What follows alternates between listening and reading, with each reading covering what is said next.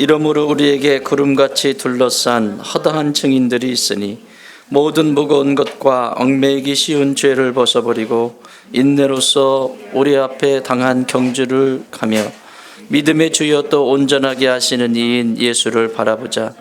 그는 그 앞에 있는 기쁨을 위하여 십자가를 참으사 부끄러움을 개의치 아니하시더니 하나님 보좌 우편에 앉으셨느니라. 너희가 피곤하여 낙심하지 않기 위하여 죄인들이 이같이 자기에게 거역한 일을 참으신 일을 생각하라. 아멘. 날씨가 쌀쌀해져서 감기 잘 챙기시기 바랍니다. 앞마당에 나무가 이쁘죠? 저 얼굴이 확 살아나서 너무 감사해요. 저 뒤끝에서 초라하게 있었던 나무가 앞마당으로 와가지고 얼마나 자기 자태를 보여주고 이뻐해 주는지 참 있어야 될 때 있어야 돼. 그죠? 사람도 가장 자기가 있어야 될 자리는 하나님을 예배드리는 자리예요.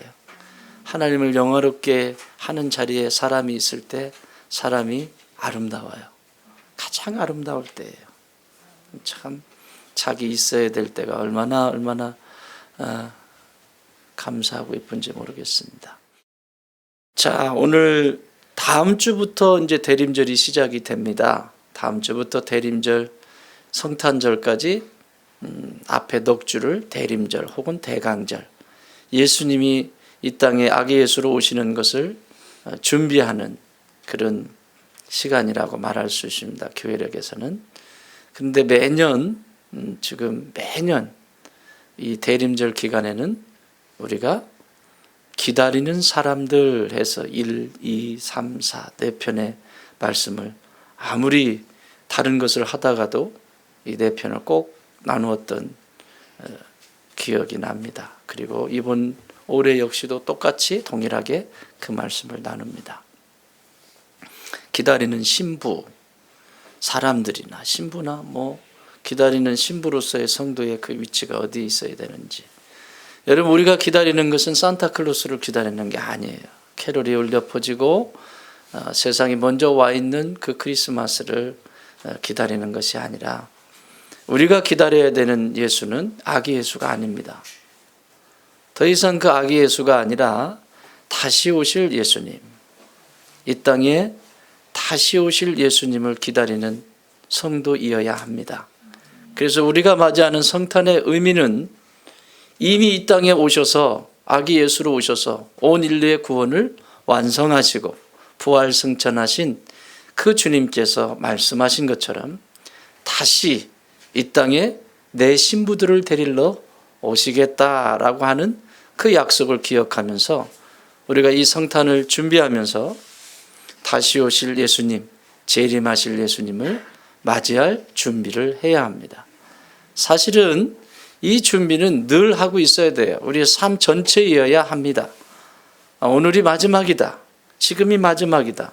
이 사람과 차 한잔 마시는 것도, 지금 이 사람과 식사 함께 하는 것도, 내가 이 교회를 섬길 수 있는 것도 모든 것이 마지막이라고 하는 시간을, 개념을 가지고 산다면 우리에겐 능력 있는 삶의 여정이 되게 될 것입니다. 마치 천년만년 남은 것처럼 살아버리기 때문에 인생에 원수 맺고 탓하고 그리고 자신의 삶을 갉아먹는 인생을 살아가게 돼 있죠. 왜 그런 줄 아세요? 많이 남았다고 착각하기 때문에 그래요. 아무리 독한 사람도 마지막 죽을 때는 내가 잘못했다 그러고 죽잖아요. 여러분, 누가 원수예요? 내 삶에 무엇이 문제가 있어요? 죄송합니다. 아직 죽을 때가 안 됐다고 생각하기 때문에 그렇습니다. 이 세상에 원수 없습니다. 사람은 사랑해야 될 대상이지 원수가 아닙니다. 사람은 믿을 대상도 아닙니다. 그저 사랑해야 될 대상입니다. 우리 예수님이 그렇게 하셨습니다. 그러나 하나님을 향해서는 간절함이 사라지면 안 됩니다. 하나님을 알아가고자 하는 간절함, 하나님을 더 깊이 체험하고자 하는 그 간절함을 잃어버리면 성도는 성도의 위치를 잃어버린 것과 똑같습니다. 그래서 제가 늘 말씀드렸죠. 성도는 간사한 사람이 되어야 된다. 따라합시다. 간사한 성도가 되자. 간사한 성도가 되자. 옆에 분을 인사하세요. 간사한 성도가 됩시다. 네. 무슨 뜻이에요? 하나님을 향해서는 간절하고 사람을 향해서는 사랑할 줄 아는 사람. 그게 아름다운 성도의 삶의 여정이에요. 하나님을 향해 간절함이 없다면 사람을 사랑할 수도 없고, 사람을 사랑할 수 없다면 하나님을 만날 수도 없습니다. 이 둘은 같이 가는 것이지요. 그래서 제발 간사한 분들이 되십시오. 세상이 말하는 아부 떠는 사람들이 아니라 그런 간사한 성도들이 되어 주십시오. 자, 그래서 오늘부터 대림절 메시지를 전하게 되었어요. 왜냐하면 우리 권 목사님 가정이 12월 18일 날 크리스마스 전에 들어가시거든요. 성탄을 영국에서 맞이할 것 같은데 들어가셔서 그 전주에 꼭 메시지 함께 나누고 그리고 가십시오. 그래서 부탁을 드렸어요. 중간에 한 번이 비어요. 그래서 오늘부터 대림절 메시지 4편에 걸쳐서 함께 말씀을 나누고 다시 한번 이 악한 세대 속에서 거룩한 신부로서 정비하고 잘 메이크업하는 귀한 시간이 되었으면 좋겠습니다. 초대교회 성도들의 인사는 여러분 우리가 하는 인사, 우리가 하는 인사는 아침에 어떻게 인사하죠? 안녕히 주무셨어요. 사실 안녕이면 끝나요. 그죠? 꼭 주무셨냐고까지 물어요. 왜냐하면 밤새 안녕이라고. 안녕이라고 하는 것은 평안하셨습니까? 이런 얘기잖아요. 평안한 거예요. 얼굴 보면 평안한 거죠. 근데 이제 이게 마음이나 육체에 대한 부분을 이제 인사에 보통 다 가지고 있지요. 내 마음은 어려운 거 없었냐? 몸은 괜찮았냐? 이런 거죠. 저희 어렸을 때는 아침 먹었냐? 아침 잡수셨어요. 아랫사람이 윗사람에게는 아침 드셨습니까? 이렇게 말하고 윗사람이 아랫사람한테는 아침 먹었느냐? 이렇게 묻고 그러시죠. 왜냐하면 굶는 사람이 옛날에는 많으셨다는 거죠. 근데 그게 습관이 된 거예요. 오랫동안. 그 보릿고개를 넘으면서 못 드신 분들이 많았잖아요. 옛날에. 사실 삼시세끼만 지금 먹는 것만 엄청난 부자예요. 사실은요. 전 인류를 따지고 보면요. 그런데도 부족하대요. 뭐가 부족한지 모르겠지만 그렇게 부족하답니다. 어쨌든 그게 인사예요. 그런데 초대교회, 교회가 세워졌던 성도들의 기도는 한번 따라해 보세요. 마라나타. 마라나타. 마라나타의 뜻은 Jesus second comes예요. 그러니까 다시 예수님은 오신다. 다시 오실 예수님을 맞이할 준비가 되셨습니까? 라고 하는 인사예요. 다시 오신다. 그래서 그리스도인끼리 만나면 인사가 마라나타예요. 예수님 다시 오시는데 준비가 되셨습니까? 맞이할 준비가 되셨습니까? 이것이 인사예요. 성도들의. 여러분 이것은 영원히 주님 오실 때까지 우리에게 인사가 되어야 돼요. 인사뿐만 아니라 내 삶이 되어야 합니다. 예수님 다시 오시는데 준비가 되셨습니까? 예수님은 모든 인류의 내 죄와 모든 인류의 죄를 위하여 십자가 지시고 부활 승천하셨을 뿐만 아니라 다시 오십니다. 약속하신 대로 다시 오실 건데 그분 맞이할 준비가 되셨습니까? 라는 거예요. 이걸 또 잘못 이해를 하면 염세주의자로 흘러요. 그러니까 아무것도 안 해. 다시 오신다는데 대충 살지. 다시 오신다는데 그냥 살지. 이게 그래서 이단들이 나오는 거예요. 아무것도 안 해. 아니요. 그들은 그러지 않았습니다. 다시 오실 예수님을 기다리는 사람들은 자신의 현재의 삶에 충실했습니다. 어떻게 이웃을 섬겨야 하고 그리고 내가 하나님을 어떻게 사랑해야 되는지 분명한 더 아름다운 삶을 살아갔던 분들이 초대교회 성도님들이었어요. 초대교회 성도님들뿐만 아니라 예수 그리스도의 놀라운 다시 오시는 그 재림하실 예수님을 기다리며 복음을 받아들였던 우리의 이 한국교회 역사 속에도 동일했습니다. 더 열정을 다해서 하나님을 사랑했고 더 열정을 다해서 세상을 섬겼습니다. 그게 마라나타의 신앙입니다. 재림 신앙입니다. 우리가 꼭 붙들고 살아야 될 신앙이 세 가지가 있어요. 첫 번째는 무슨 신앙? 창조 신앙.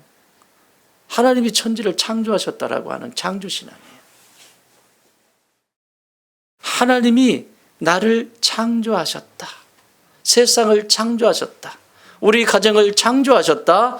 내 이 사업장을 하나님이 시작하게 하셨다라고 하는 창조의 신앙이 있을 때 신앙은 흔들리지 않습니다. 또 하나는 부활 신앙이에요. 십자가의 모든 죄를 구속하시고 다시 사셨다. 그분은 죽으신 것이 아니라 다시 사셨다. 부활의 신앙. 성도가 꼭 붙들고 살아야 돼. 그래서 삶의 위기가 찾아오고 거친 바람이 불고 광풍을 만나고 인생의 위기가 만났을 때 부활 신앙은, 창조 신앙과 함께 부활의 신앙은 다시 내 삶의 자리에서 일어서게 합니다. 낙심할 자리에서 소망을 보게 합니다. 그리고 영광스러운 주의 얼굴을 보게 하십니다. 또 하나는 오늘 우리가 함께 보게 되는 재림 신앙입니다. 지금 이 시간 주님 여기 오신다면 난 괜찮은가? 지금 여기 계시면, 아니 나는 지금 주님 얼굴 볼 수 있을까? 이것이 성도가 늘 깨어서 체크해야 될 신앙의 모습입니다. 한 번 더 인사할까요? 마라나타, 마라나타. 이런 분들은 막을 수가 없어요. 막을 수가 없어요. 이런 성도는 막을 수가 없어요. 오늘 본문 같이 읽어보겠습니다. 12장 1절 2절 시작.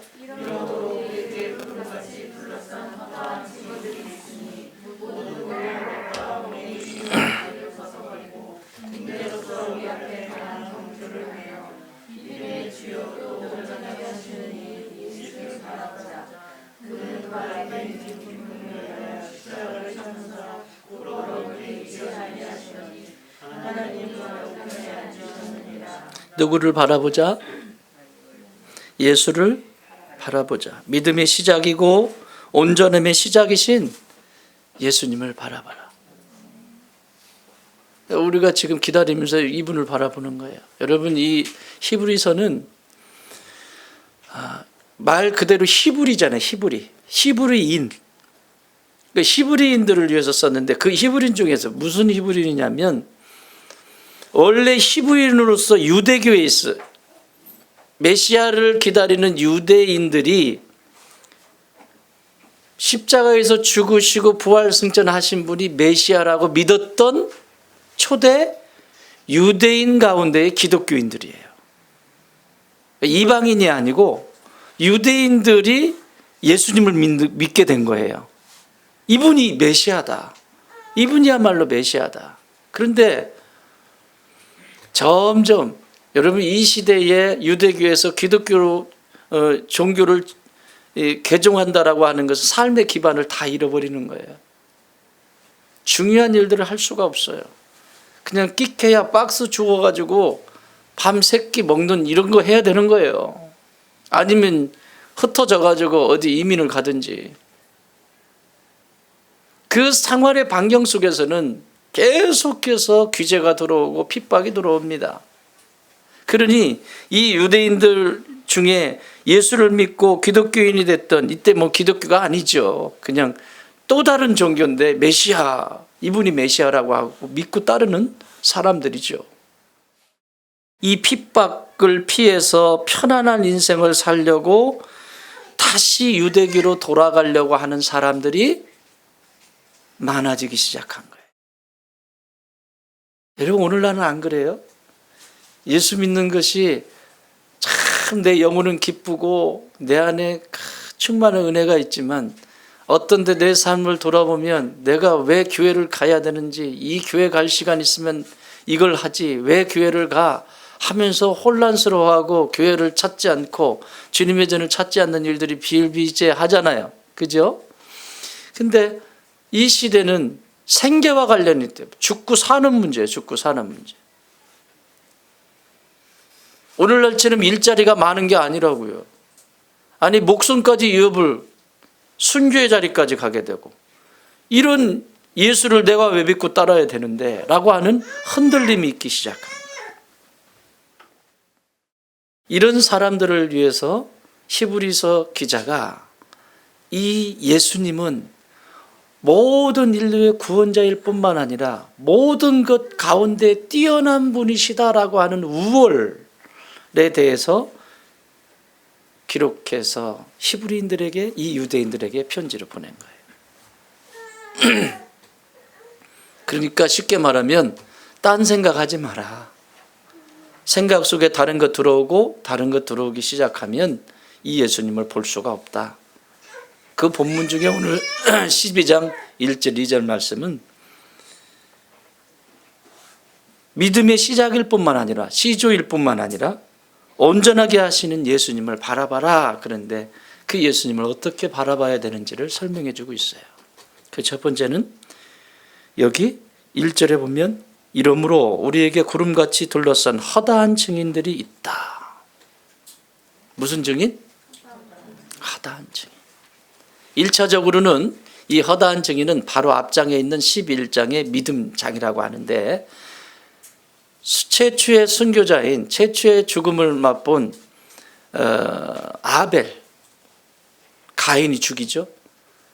순교자인 순교의 피를 흘린 아벨에서부터 시작해서 선지자에 이르기까지 그 많은 사람들을 열거하면서 그들은 믿음으로 누구를 바라봤는지, 믿음으로 누구를 바라보고 그 믿음으로 자신의 삶을 살아가면서 쓰러졌다가 다시 일어나고 또 쓰러졌다가 다시 일어나고 그 무너졌던 자리에서 다시 일어나 그 길을 끝까지 싸웠던 사람들의 이야기를 쭉 기록하고 있어요. 집에 가셔서 11장을 읽어보세요.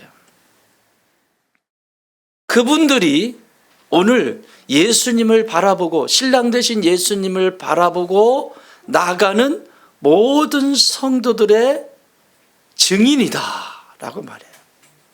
왜? 그분들이 그렇게 살았기 때문에 그분들이 살았던 그 믿음의 역사를 오늘 이루어가는 사람들은 그 반열에 있는 거예요. 그런데 너희들은 그 반열에 있을 뿐만 아니라 그 이상이다. 왜? 그들은 메시아를 사모했지만 메시아를 본 적이 없다.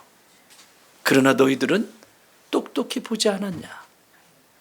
그러니까 너희들은 훨씬 더 11장 39절 40절에 보면 이 사람들은 다 믿음으로 말미암아 증거를 받았으나 약속된 것을 받지 못하였으니 메시아를 못 봤다는 얘기예요. 이는 하나님이 우리를 위해 지금 현재 이 고난과 이 위기 속에 있지만 우리는 메시아를 보지 않았냐는 얘기예요. 우리를 위하여 더 좋은 것을 예비하셨은즉 우리가 아니면 그들로 온전함을 이루지 못하게 하려 합니다. 그러니까 하나님은 더 큰 것을 준비하고 있다는 거예요. 그들보다도. 그런데 이분들이 어떻게 사셨는지에 대해서 마치 결론적인 것처럼 설명을 하고 있는데 이렇게 기록합니다. 11장 33절 같이 읽습니다. 시작. 그들은 믿음으로 나라들을 이기기도 하며 의를 행하기도 하며 약속을 받기도 하며 사자들의 입을 막기도 하며 불의 세력을 멸하기도 하며 칼날을 피하기도 하며 연약한 가운데 강하게 되기도 하며 전쟁에 용감하게 되어 이방 사람들의 진을 물리치기도 하며. 아멘.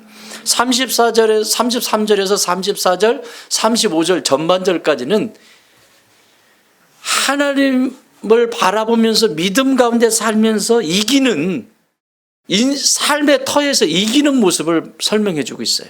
그러니까 전쟁에도 이기고 적들을 이기고 또 사제의 입을 닫았던 다니엘의 그 기적, 이 다니엘이 사제의 입을 닫는 장면, 다윗이 골리앗을 쓰러뜨리는 이런 믿음의 사람들이 이기는 이런 모습들을 보여주고 있어요. 그런가 하면 그렇게 믿음으로 살아가면서 인생 속에 간증을 낳는 이기는 삶을 살아가기도 하지만 순교의 자리에서 죽어가면서까지 하나님의 영광을 나타냈던 사람들도 있다라고 35장 후반절에서 이렇게 얘기합니다. 어떤 이들은 더 좋은 부활을 얻고자 하여 심한 고문을 받되 구차에 풀려나기를 원하지 아니하였으며 순교에 순교. 또 어떤 이들은 조롱과 채찍질 뿐 아니라 결박과 옥에 갇히는 시련도 받았으며 돌로 치는 것과 톱으로 켜는 것과 시험과 칼로 죽임을 당하고 양과 염소의 가죽을 입고 유리하여 궁핍과 환난과 학대를 받았으니 이런 사람은 세상이 감당하지 못하느니라. 그들이 광야와 산과 동굴과 토굴에 유리하였느니라. 다시 말하면 그 믿음의 길, 다시 오실, 우리로 말하면 다시 오실 예수님을 기다리면서, 그들은 메시아를 기다리면서 자신이 죽어가면서, 심지어 이사야 선지자는 여기 기록한 것처럼 톱으로 반을 켰다고 그래요. 그렇게 순교를 당했어요. 선지자들의 순교, 그 죽음의 자리에서도 더 큰 부활의 기쁨을 받았다라고 얘기해요. 두 가지를 다 설명하고 있어요. 여러분, 우리가 예수를 믿는 것이 간증 있는 삶, 예수님께서 우리에게 이와 같이 하셔서 우리의 지금 우리 문제, 나의 삶의 문제를 하나님이 이렇게 하셨다라고 간증할 수 있는 삶의 여정도 있지만, 더 큰 부활을 위해서 세상이 핍박하고 세상이 조롱하는 그 자리에서 지금도 허다한 증인들이 1차적으로 이 증인들이라면 2차적인 증인은 우리의 믿음의 자리에서 걸어가면서 여러분의 부모님이 믿음의 길을 걸어가셨다면 지금도 그분들이 응원하고 있지 않겠습니까? 저는 목회하다가 힘들 때 우리 아버지가 생각이 나요. 아버지가 마지막 내게 주신 그 음성이 귀를 기전에 똑똑히 들리는 거죠. 그것도 살아 계실 때 말씀하신 것이 아니고 죽으셔서 말씀하셨어요. 충청도는 탈관을 합니다. 그죠? 보령엔 탈관하죠. 보령도. 그래요? 어떻게 해요? 장례식장 가보셨어요? 요즘은 다 화장을 하지만 다 장례 문화가 달라요. 지방마다. 저기 어디예요? 청산도지. 저기 남쪽에 완도에서 들어가면 청산도에 갔더니 거기는 장례 문화가 집늘 있죠. 지푸라기. 사람이 죽으면 거기다 넣고 집을 잔뜩 쌓아놔요. 이렇게.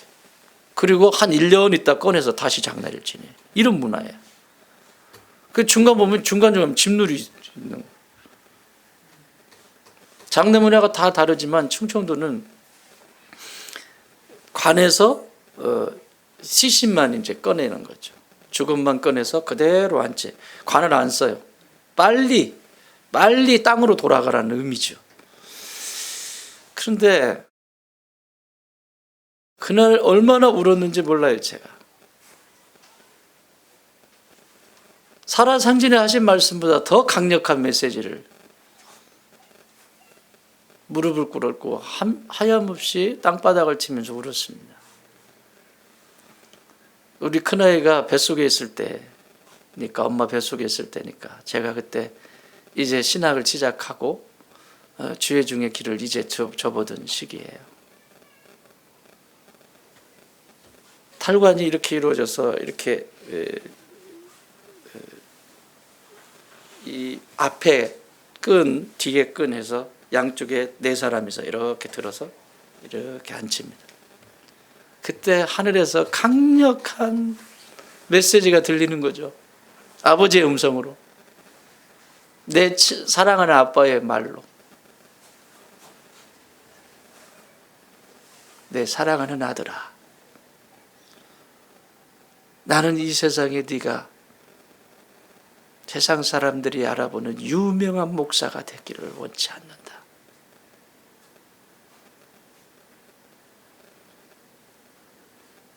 존경받는 목사, 하나님을 사랑하는 목사가 되어서 나와 만나자. 첫 번째 메시지였어요.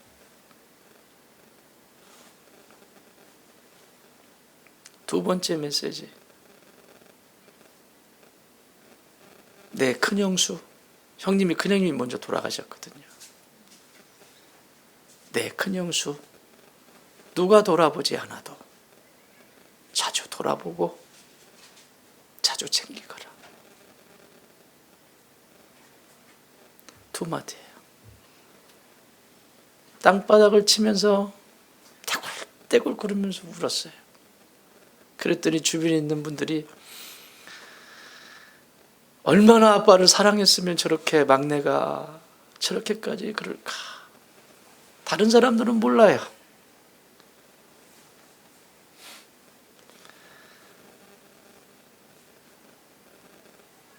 나만 알잖아. 그래서 제 아내에게만 그날 있었던 얘기를 해 주었죠.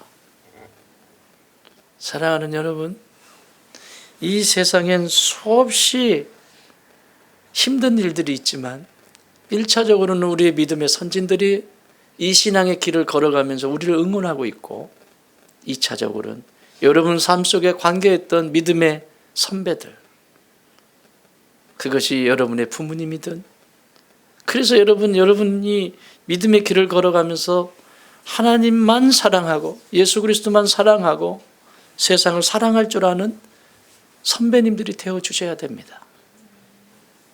어떻게 그 아이들이 주의 음성을 듣고 어떻게 그 아이들이 주님의 길을 걸어갈 수 있겠어요? 죽어서라도 저에게 아버지의 음성이 들려주신 것처럼 죽어서 흔적도 없이 사라지는 그 순간에도 꼭 말씀하세요. 예수 잘 믿으라고. 그것만큼 위대한 유산은 없어요. 간단하잖아요. 예수 잘 믿으라. 그 메시지예요. 내가 신학교에 가서 신학교에 가기로 결정하고 주의 종이 되기로 결정하고 하나님께서 부르심의 그 소명 앞에서 무릎을 꿇었는데 예수 잘 믿으라고 가르쳐주고 가신 거죠. 사랑하는 여러분, 우리 앞엔 증인들이 있어요. 내가 어떻게 신앙의 여정을 걸어갔는지 알아요. 오늘 예수님이 여기 오시면 내가 그 속에서 무엇라고 말할 수 있을까 준비하고 있어야 돼요. 증인들 앞에서도 마찬가지. 여러분, 저 천국에 내가 예수님을 소개하고 예수님의 삶을 같이 나누고 그러면서 누군가가 예수님을 믿게 됐어요. 하나님의 자녀가 됐어요. 나는 몰랐어요. 나는 그저 섬겼을 뿐이에요. 사랑했을 뿐이에요. 그런데 그분이 나의 삶이나 나의 말이나 나의 모습을 통해서 예수님을 알게 됐대요. 얼마나 큰 기쁨일까요, 천국에. 여러분, 천국에 가면 요한계시록은 이렇게 설명을 하고 있습니다.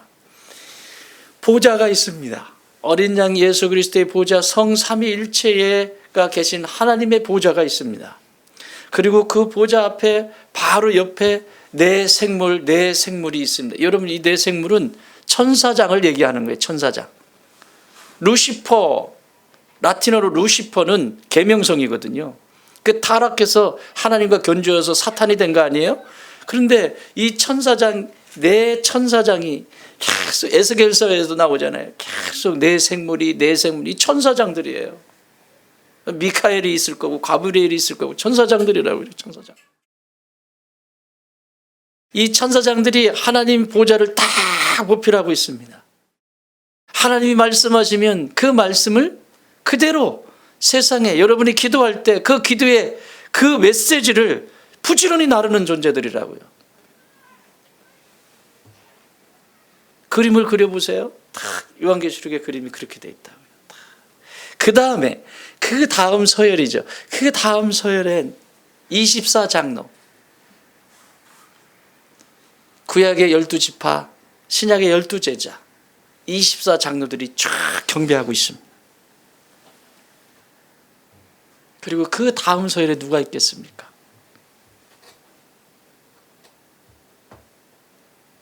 순교자.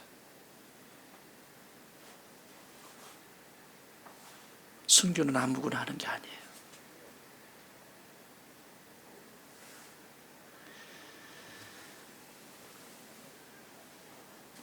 예수님 때문에 하나님의 나라를 사모하면서 이 땅을 기다리는 염세주의자가 아니라 하나님의 영원한 나라를 바라보면서 오늘을 내 삶에 내어드리면서 삶의 자리에서는 더 열정을 가지고 이웃을 섬기고 사랑하게 되고, 하나님을 향해서는 더욱더 간절하게 하나님을 알아가는 그 사랑의 그 마음을 가지고 있는 사람들에게 여기 기록하고 있는 것처럼 승리의 삶도 있겠지만 하나님이 그 순교의 피를 받으시려고 할 때 자신을 기꺼이 내어드리는 존재가 있다라고 하는 사실이에요.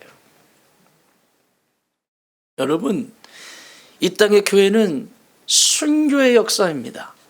순교의 피를 통해서 초대교회가 세워졌고, 순교의 피를 통해서 모든 이 땅의 부족들, 모든 세상의 부족들에게 전부 복음이 증거될 때마다 그 부족들에게 반드시 순교의 피가 흘렀습니다. 우리가 이렇게 편안하게 예수를 믿지만 이 땅의 조선이라고 하는 야만족, 120년, 130년 전에 이 땅에 이 복음이 들어왔을 때 조선은 야만족이라고 기록하고 있어요. 그 미개한 나라에 복음이 들어왔을 때 순교의 피가 흘렀어요. 그래서 교회가 쓴 거예요. 그런데 오늘 이렇게 교회를 보면 순교가 어디 갔지? 여러분, 순교라고 하는 것은 시대와 타협하면 절대 일어나지 못하는 일입니다. 시대와 적당히 타협하는 곳에는 순교는 있을 수 없어요. 여러분, 이 작은 이 코로나 바이러스 하나 왔는데도 이 쩔쩔매고 뭐가 옳으니 그러니 그런데 간단하게 설명드릴까요? 타협하겠다는 거예요. 그냥 타협. 말 필요 없어요. 타협해서 나도 좋고 너도 좋고, 이건 2000년 전이나 교회 역사 속에 계속 되어지는 거예요. 그게 중세에는 캐톨릭이 완전히 타락하게 되는 거고요. 안 죽겠다는 거거든요. 피 안 흘리겠다는 거거든요. 순교 안 하겠다는 거예요. 여러분, 이거 좀 축소해 볼까요? 교회도 마찬가지예요. 누리고는 싶지만 순교는 안 하고 싶어요. 희생을 안 하고 싶어요. 어떻게 교회가 세워지겠어요? 어떻게 하나님의 성전이 세워지고 하나님의 나라가 이루어지겠어요? 안 돼요. 사랑하는 여러분, 저와 여러분이 허다한 증인들이 나를 보고 있다면 또한 거기서 멈추지 말고 나 또한 죽어서라도 예수 그리스도의 참된 복음이 흘러갈 수 있도록 증인이 되어 주십시오. 삶의 자리에서 되어줄 뿐만 아니라 죽어서까지 하늘의 영음을 통해서라도 내 자녀에게, 예수 믿지 않는 내 자녀에게 마지막까지라도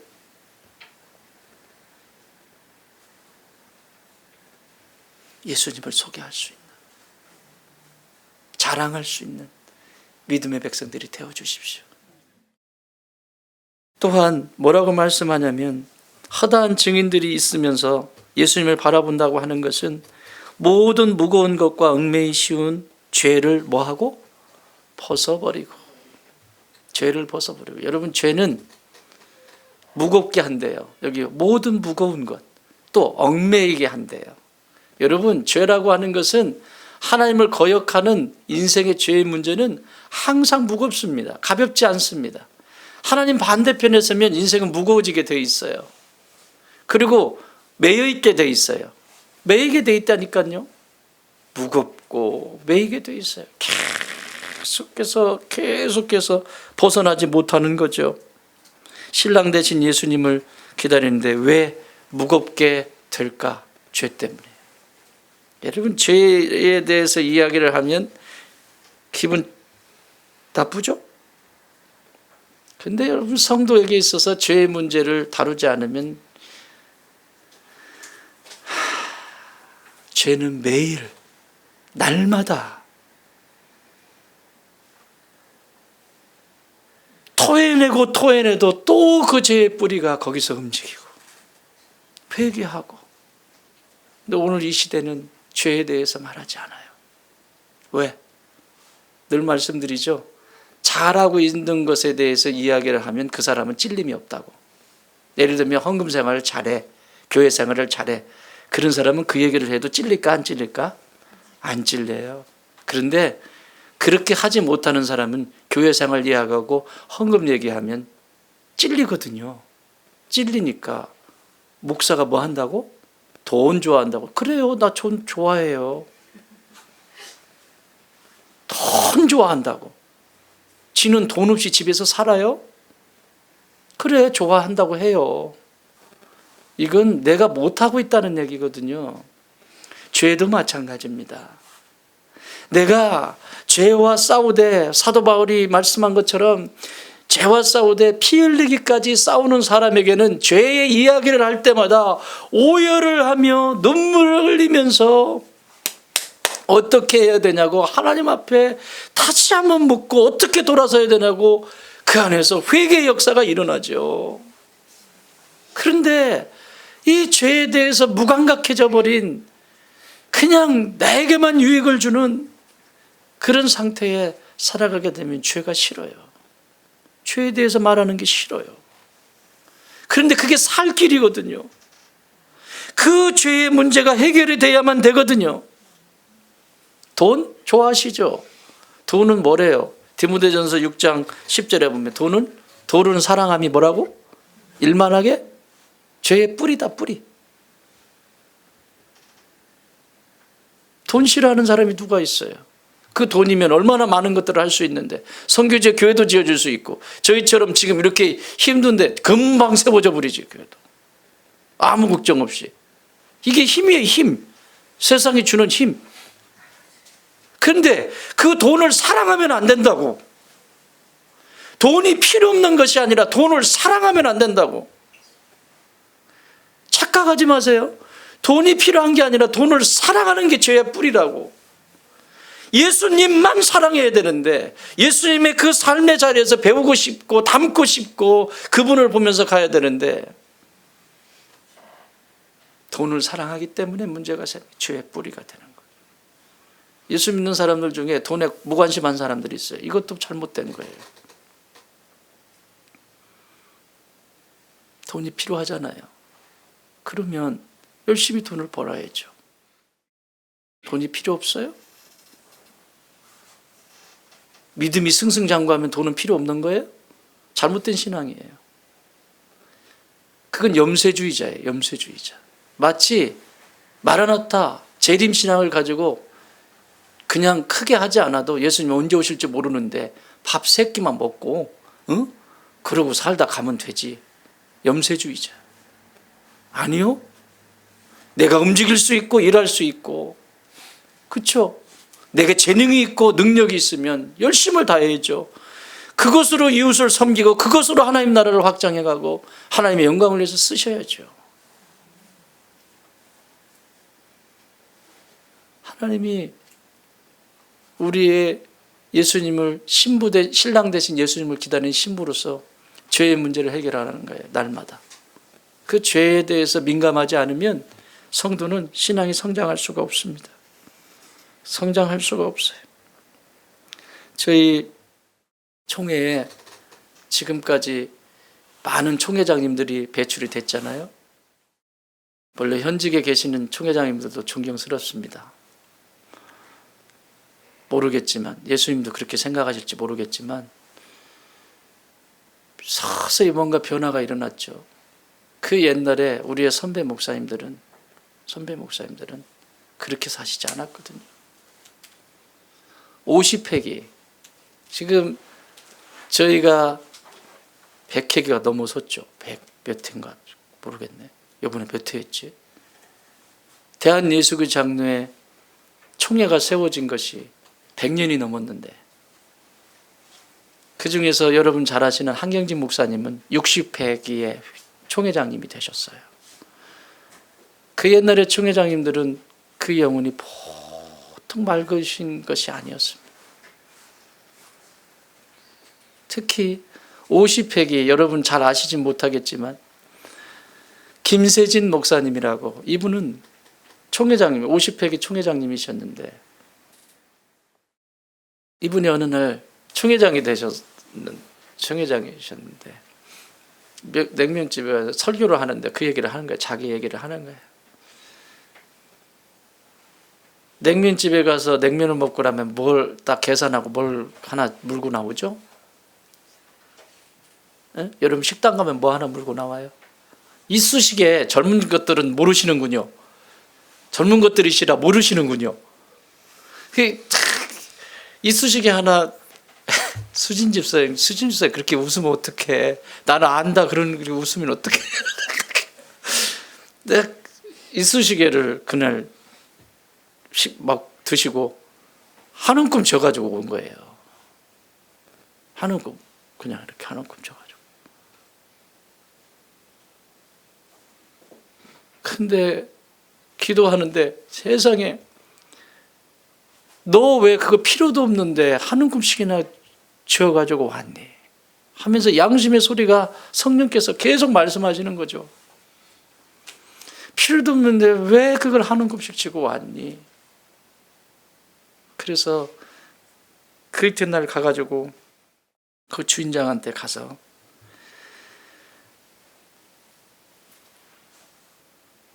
사실은 이만저만해서 필요도 없는데, 그 옛날엔 좀 힘들 시기였잖아요. 지금이야 남아 돌지만 그때는 다 귀하잖아요. 뭐든지. 이만저만했는데 내가 내 한두 개면 되는데 그걸 한 움큼 가져와서 내 마음이, 양심이 찔려서 가져왔다. 그랬더니 그 주인장이, 목사님 참 유별나십니다. 그것이 뭐 대단하다고 그걸 가지고 또 오셔가지고 이렇게 얘기해서, 잠깐만 기다려보세요. 그러더니 들어가가지고 그 이쑤시개 큰 놈 2통을 목사님 드리면서, 이거 가지고 평생 쓰세요.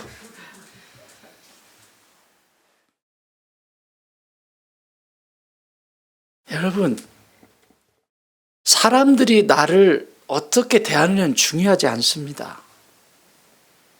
얼마든지 눈 가리고 아웅할 수 있습니다. 중요한 건 내 속에서 무엇이 움직이느냐. 너무너무 부끄러운 거야. 우리의 진짜 예수님을 사랑하고 신부로서 예수님을 바라보면서 주의 종의 길을 걸어갔던 우리의 선배 목사님들은 그날 신방이 있으면 아침에 새벽 예배 끝나면 그 끝나고 나서 집에 들어가시지 않으셨어요. 오전 내내 강단에 엎드려서 기도하셨어요.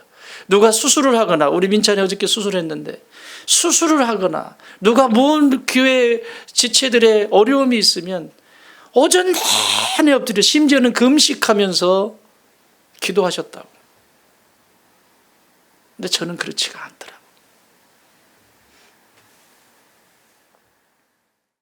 저도 저 나름 새벽 예배 시간 가지고는 안 돼서 새벽 3시 반이면 여전히 일어납니다. 3시 반에 일어나서 그날이 시작이 되는 거예요. 5시 반에 새벽 예배가 있죠. 그렇지만 일찍 일어나요. 왜? 그 시간만큼 확보하지 않으면 내 남은 낮 시간은 분주하기 시작하고 수없이 많은 유혹들이 있고 하나님께 집중하는 시간을 만난다는 게 쉽지 않으니까 노력하지만 이것은 아무것도 아니에요. 우리 믿음의 선진들을 보면 너무 창피해. 말씀 많이 읽었죠. 말씀 많이 읽었죠. 그런데 그 말씀이 정말 내 영혼의 깊이를 위해서, 내 영혼만을 위해서, 내 영혼이 풍요로움을 위해서 깊이 있게 본 것이 몇 번이나 될까? 많지가 않아. 많지가 않아. 너무 창피해. 여러분, 너무 죄송해요. 이런 목사가 가르치고 안내하는데 말씀을 듣는 게 기적이요. 그래서 또 말씀 안 듣는 분들은 그래서 말씀 안 들을 수도 있고. 기적이에요, 기적.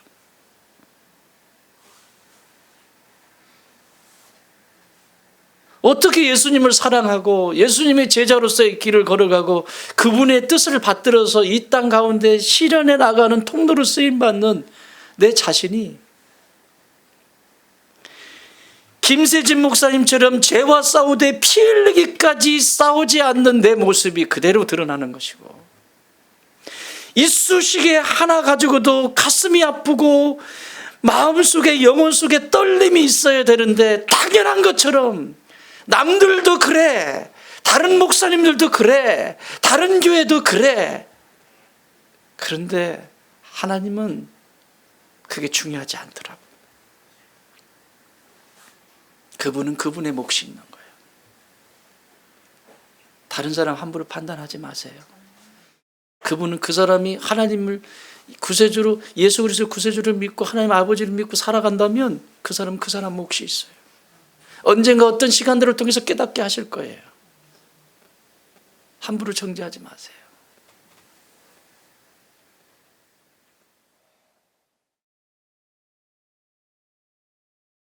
아무것도 아니야.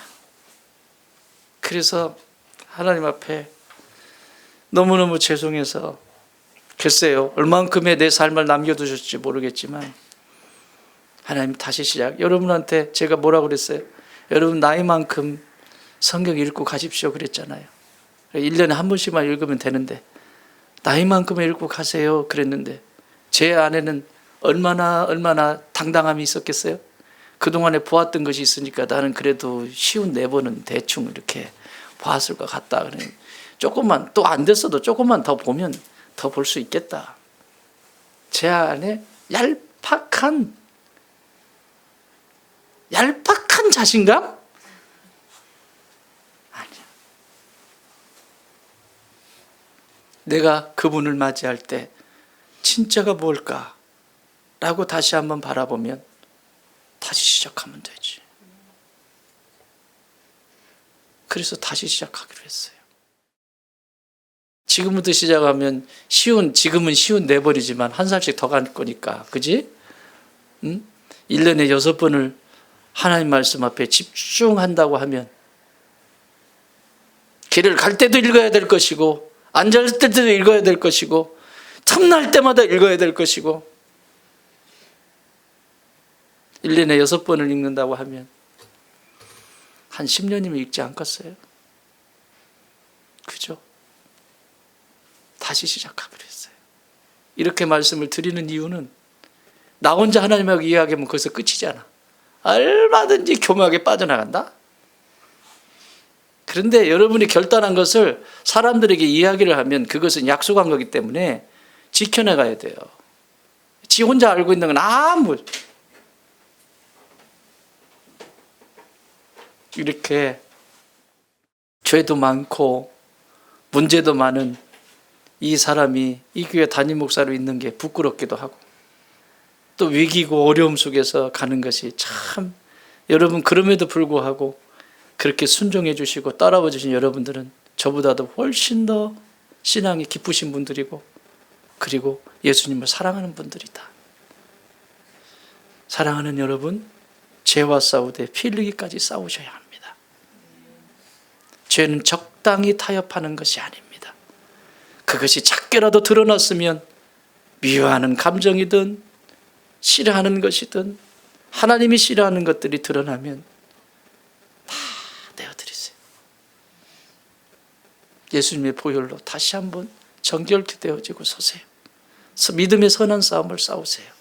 그래서 마지막 예수님을 바라보는데 여기 인내의 경주를 하라고 하잖아요. 경주예요. 우리는 포기할 수 없어요.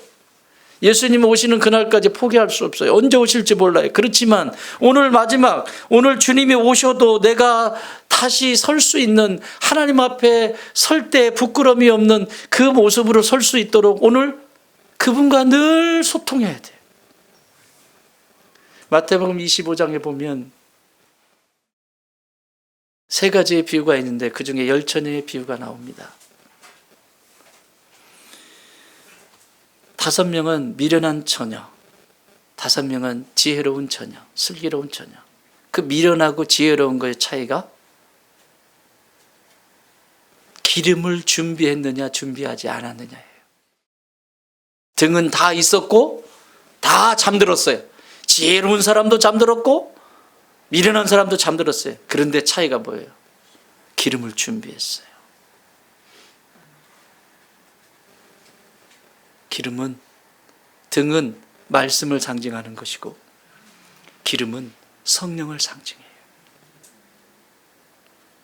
나는 여러분 안에, 우리 안에 말씀이 살아있기를 바라요.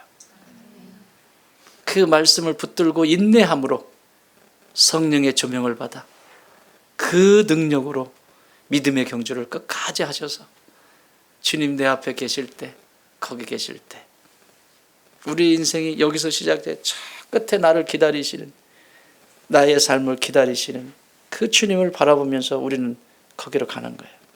목표가 거기 있으니까.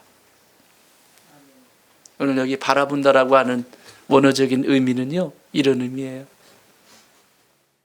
내가 여기를 보고 있었어요. 뚫어져라 보고 있었어요. 뚫어져라 그냥 보는 게 아니에요. 뚫어져라 이것을 보고 있었는데 진짜 내 생애 전부를 다 바칠 만한 어떤 대상을 만났을 때 완전히 180도로 확 바뀌어서 흔들리지 않는 상태를 바라보라라고 하는 의미예요. 여러분 예수님 만나고 나서 그러시죠? 예수님을 만나고 나면 흔들리면 안 돼. 그 흔들림 속에서 이 방향까지 흔들려 버리면 큰일 나.